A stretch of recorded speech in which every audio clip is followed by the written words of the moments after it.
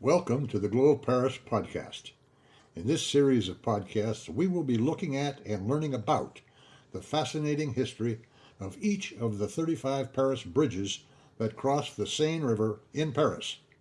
Over the next 3 years, each new podcast will spotlight one of the bridges. Here is a sample of some of the history we will be covering: murder, assault, robbery, revolution, and riot. Prostitution, love, marriage, and funeral marches. All of these events have taken place on the Paris bridges. The earliest recorded mention of the bridges is found in De Bello Gallico, Caesar's Gallic War commentaries written in 52 BC. Most of the latter history takes place around the Middle Ages.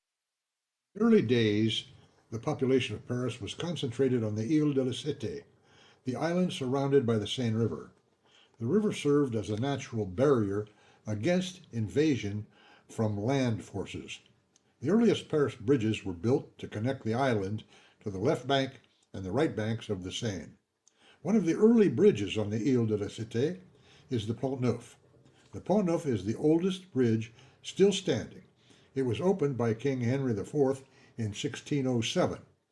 It connects the tip of the island to both the left bank and the right bank of the Seine. The original bridge has undergone numerous works, preservation, and maintenance, but the design of the bridge remains the same as it was in 1607.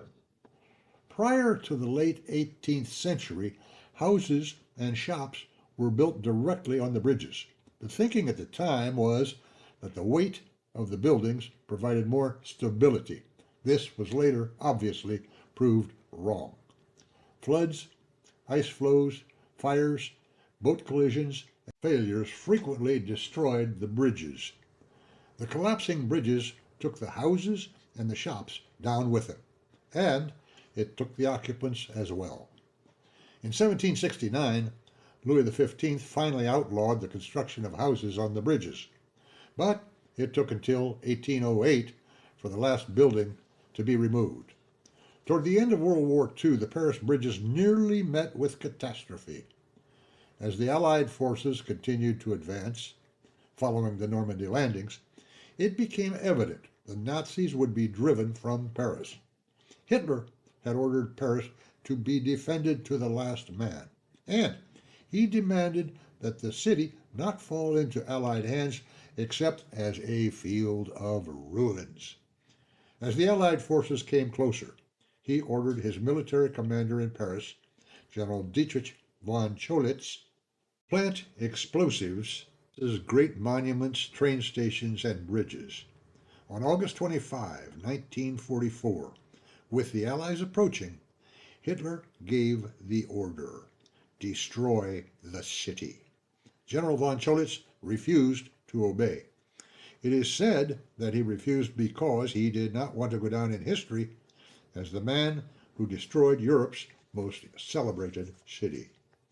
This has been just a sample of the spellbinding history of the Paris bridges that I will uncover for you in the upcoming podcast. So join me in the Glow of Paris as I bring you these riveting histories. The first podcast is coming soon. For the Glow of Paris, this is Gary Zuercher saying, see you soon.